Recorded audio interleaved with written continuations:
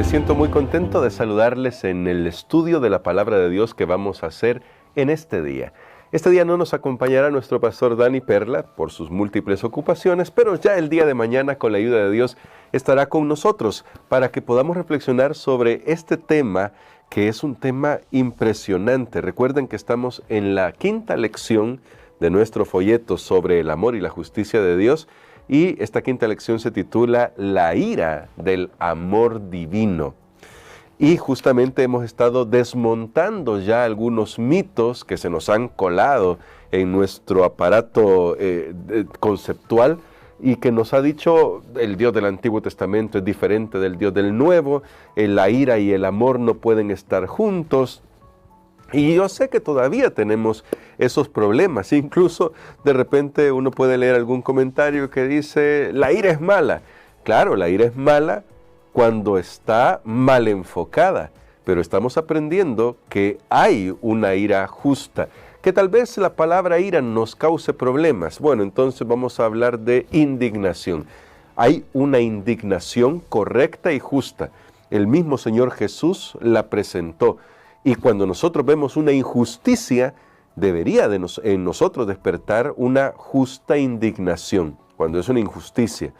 Ahora, el tema para este día es, Dios no se complace en afligir.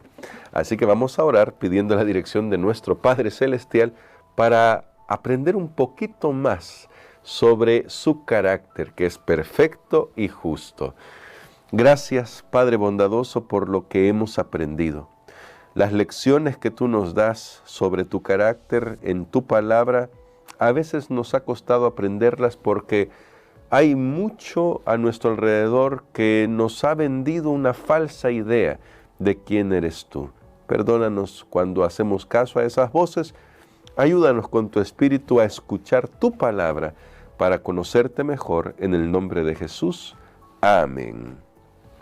Quiero solamente recordar un concepto que ya nuestro pastor Dani Perla nos ha dicho. Y es un concepto fundamental para esta semana. Él lo ha repetido y yo también quiero repetirlo porque si entendemos ese concepto fundamental, vamos a estudiar esta semana y vamos a terminar de estudiar esta semana, quiero decir, sin ningún problema. Y el concepto es que la ira no es un atributo esencial del carácter de Dios, como es el amor. La Biblia dice que Dios es amor. Ese es su carácter esencial, esa es la esencia de Dios. Pero la ira, y voy a repetir las palabras de nuestro pastor, es la respuesta apropiada, justa y temporal al problema del pecado. Donde no hay mal, no hay ira. Si no existe el pecado, no existe la ira de Dios. Y ese es el punto central acá. Si no existiera el mal, Dios no se enfadaría. Es decir, no tendría que reaccionar apropiadamente a las injusticias porque no habría injusticias. El pecado ha hecho que nosotros experimentemos esta faceta de Dios y cuando el pecado termine, entonces ya no se necesitará la ira de Dios. Porque Dios no es un juez severo sentado en su trono esperando a ver quién comete un error para mandarle un rayo. No es esa la figura de Dios, aunque nosotros a veces hemos transmitido eso a los niños, ya sea en la iglesia, ya sea en la familia. A veces miramos a los niños y lo que les decimos es, Diosito te está viendo. Hasta hacemos supuestamente ese diminutivo para tratar de suavizar las cosas, pero lo que le estamos diciendo al niño es, si no te portas bien, te va a castigar Dios. Y caricaturizamos el carácter de Dios. Y tenemos que tener cuidado con eso, porque vamos a leer un texto en Lamentaciones, capítulo 3, que nos arroja un poco de luz sobre qué hace Dios cuando alguien ya se pasó de la raya. Esto va a ser uno entre algunos textos, pero meditemos un poquito en lo que dice Lamentaciones capítulo 3, versos 32 y 33. Dice así: Antes, si aflige, también se compadece según la multitud de sus misericordias. Es decir, la ira de Dios que ya dijimos que es una respuesta apropiada, es la respuesta apropiada de Dios ante las injusticias, es una indignación ante el mal, es temporal, pero su amor es para siempre, porque noten, se compadece según la multitud de sus misericordias. Pero luego el verso 33 dice, porque no aflige ni entristece voluntariamente a los hijos de los hombres. Lo que está diciendo aquí Jeremías es, Dios no está deseoso de hacerle daño a las personas. Dios no quiere hacerle daño. En el libro de Ezequiel también él lo dice, yo no quiero la muerte del que muere. O sea, no es que yo estoy buscando, sí, ¿quién me la va a pagar? Eso es lo que está diciendo Dios en estos pasajes. Él no quiere afligir, Él no quiere destruir, pero llega un punto en el que la justicia de Dios exige que se haga lo que tiene que hacerse. Y eso se puede ver ejemplificado en el caso de Israel. Cuando uno lee Daniel capítulo 1, se encuentra con un pasaje que es desconcertante, este pasaje. Porque ahí dice el texto que Dios entregó en manos de Nabucodonosor, rey de Babilonia, a su pueblo Jerusalén. Dios lo entregó. ¿Cómo es posible? ¿Y la misericordia? ¿Dónde está el amor? Podrá preguntarse alguno. Que ahora Dios mismo los entrega. Bueno, en Esdras capítulo 5, verso 12, también Esdras está recordando después del exilio que la razón por la que habían ido al exilio es porque Dios los había entregado en manos de Nabucodonosor. Pero ¿a causa de qué los había entregado? Y cuando uno lee la historia de Israel como un todo y luego de Judá como las dos tribus del sur, uno se da cuenta que Dios vez tras vez envió sus mensajes de advertencia, trató de ayudarle a su pueblo a través de la obra de los profetas para que se arrepintieran. ¿Y qué hizo el pueblo? Vez tras vez se rebeló. El mismo Señor Jesús se lo dice a los líderes de su pueblo, que les envió todos los profetas, todos los mensajeros, y no quisieron escuchar. Incluso hasta le quitaron la vida a estos mensajeros. Qué triste, ¿no? Y entonces aquí se nos presenta el hecho de que Dios ha hecho todo lo que puede hacer hasta que llega un punto en el que cada uno va a cosechar lo que ha decidido, porque la justicia y el amor de Dios, sobre todo el amor de Dios, exigen que cada uno pague lo que ha decidido pagar, aunque Dios quiera hacer la provisión. Espero que podamos ir comprendiendo estos conceptos. Estoy tratando de vertirlos en lenguaje humano, pero escuchen lo que dice acá la palabra de Dios en Segundo de Crónicas. Segundo de Crónicas nos presenta esta visión de que Dios hace todo lo que puede hacer Él para salvar, pero cuando ya no hay remedio, deja que sigan las consecuencias, porque si no dejara que siguieran las consecuencias, su amor no podría realmente permanecer. Y ya explicaré un momentito esto, pero noten lo que dice Segundo de Crónicas, verso 36, y ahora vamos a leer el verso 16, que dice así: Mas ellos hacían escarnio de los mensajeros de Dios y menospreciaban sus palabras, burlándose de sus profetas, hasta que subió la ira de Dios contra su pueblo y no hubo ya remedio. Otra versión lo dice como: ya no había nada más que hacer. Ya no había remedio. ¿Qué se podía hacer? Dios tenía que permitir que su justicia entrara en acción, porque esa es la respuesta apropiada del amor. Creo que ya nuestro pastor nos ha puesto este ejemplo, pero quiero volverlo a repetir porque es importante para poder, al menos como una sombra, entender esta justa indignación de Dios. Es como si un padre que está viendo a su hijo jugar en el parque, de repente ve que llega un hombre mayor y comienza a golpearlo. ¿Qué debería hacer ese padre por su hijo? Simplemente decir: hijo, mira, yo te amo y espero que te recuperes ahí cuando te termine de dar esa golpiza. ¿Eso es lo que haría un padre? No, claro que no. El padre tiene que reaccionar porque se está cometiendo una injusticia y va a actuar para defender a su hijo. Y esta es una pequeña sombra de la justa indignación de Dios.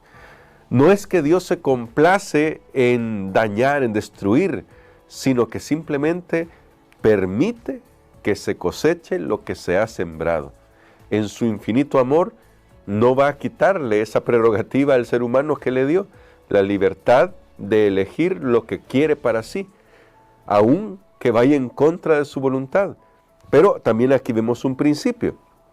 Dios va a dar la advertencia. Dios va a dar la advertencia. Y lo hizo con el pueblo de Israel. Vez tras vez les dijo cuál sería el resultado de que siguieran en su actitud obstinada de rebelión. Y finalmente el resultado llegó. Claro que llegó. Porque el pueblo de Israel decidió que no quería nada con Dios. Y eso es igual para nosotros. Dios, en su infinito amor, nos envía vez tras vez sus mensajes, nos da las oportunidades que necesitamos, pero llegará el punto en el que en su infinito amor Dios tiene que dejarnos cosechar lo que hemos decidido para nosotros. Lo que hemos sembrado lo vamos a cosechar porque eso es lo que decidimos. Por eso Él abrió un camino. Jesús vino para poder darnos la oportunidad de volvernos a Él y no tener que pagar nosotros lo que ya Él mismo pagó. Y ahí se nota el gran amor de Dios y la gran condescendencia, y se nota justamente lo que nos dice el título de nuestra lección de este día, que Dios no se complace en afligir, porque Dios no desea dañar.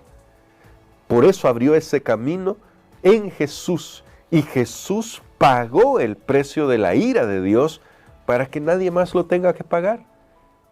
Pero el que desee pagarlo, lo va a pagar. El enemigo lo va a pagar porque así lo decidió. ¿Qué quiero decir con esto que lo va a pagar?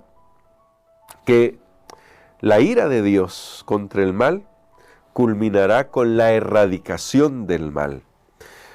Y esto es así porque su amor le impulsa a quitar aquello que ha dañado a sus criaturas. Es su amor el que lo impulsa a que se erradique el mal, porque si no se erradicara el mal, sus criaturas siempre estarían a merced de todo lo que el pecado ha hecho con la humanidad. Solo tienes que ver nuestro mundo. Hay mucha gente que se equivoca cuando dice, si Dios es amor, ¿por qué permite el cáncer? Es que el problema no es que Dios sea amor o no, Dios es amor. Dios es amor, sin duda alguna. El cáncer no es el resultado de lo que Dios quería. El cáncer es el resultado de haberle abierto la puerta al pecado. Y Dios va a erradicar el mal para que nunca más tenga que haber personas que sufran cáncer, niños que sufran cáncer. Dios está obrando para eso. Y por eso le pondrá punto final al pecado. Pero en este espacio de tiempo Dios ofrece su misericordia, porque lo leímos en Lamentaciones, su misericordia siempre está ahí para que tengamos una oportunidad de poder disfrutar de esa relación con Él y volver de una vez por todas al Padre. Y esto nos habla también de la gran paciencia que debemos tener con los demás. No quiere decir que debemos ser indulgentes, pero con la ayuda de Dios podemos ser pacientes mientras mantenemos la justicia. Así que Dios nos dé esa sabiduría y que nos dé ese tacto. No se trata de simplemente decirle a las víctimas de las malas acciones, sufre con dignidad. No estamos diciendo eso. Se trata de que hagamos lo que podemos hacer para aliviar el dolor de las personas mientras estamos en este mundo contaminado, pero también que aprendamos a ser pacientes con los demás, porque al fin y al cabo todos estamos en esta ruta hacia el cielo. Algunos la aceptarán lo que Cristo ha hecho por ellos, otros no lo aceptarán, y el amor de Dios es tan grande que nos dejará cosechar lo que nosotros decidimos, porque va a respetar nuestra libertad hasta el final. Así de grande y profundo es el amor de Dios. Él no lo va a hacer con alegría en el corazón cuando tenga que erradicar el mal. Claro que no, porque sabe que sus criaturas decidieron eso y se están autoinfligiendo ese dolor, pero no por eso Dios dejará de amarlas. El propósito de la lección de hoy es que podamos equilibrar en nuestra mente estas ideas. Dios no se complace en destruir, pero Dios hará justicia porque su amor le impulsa a actuar para defender a los oprimidos, a las víctimas del pecado. Dios quiera que nosotros nos acojamos a ese amor y nos rindamos a ese amor expresado en Cristo Jesús y en su muerte en la cruz del Calvario, para poder vivir para Dios y para poder compartir esa bondad de Dios con quienes nos rodean. Que Dios nos ayude. Vamos a orar. Querido Padre, gracias te damos, porque si tú tuvieras que juzgarnos con la severidad que algunos piensan que tú juzgas, no existiría ningún ser humano sobre este planeta ya. Sin embargo, tú eres justo, pero tu amor hace que esa justicia nos ayude a cambiar, porque tu justicia transforma nuestras vidas, tu amor es transformador. Queremos, Señor, que por favor tu Espíritu Santo nos eleve a esa atmósfera donde tu amor moldee nuestras vidas, a fin de que podamos reflejar tu carácter, que podamos hacer lo mejor que podemos para aliviar el dolor de otros, para aliviar las injusticias de este mundo, al mismo tiempo que somos pacientes y que ayudamos a otros a conocerte mejor. Lo pedimos en Jesús. Amén.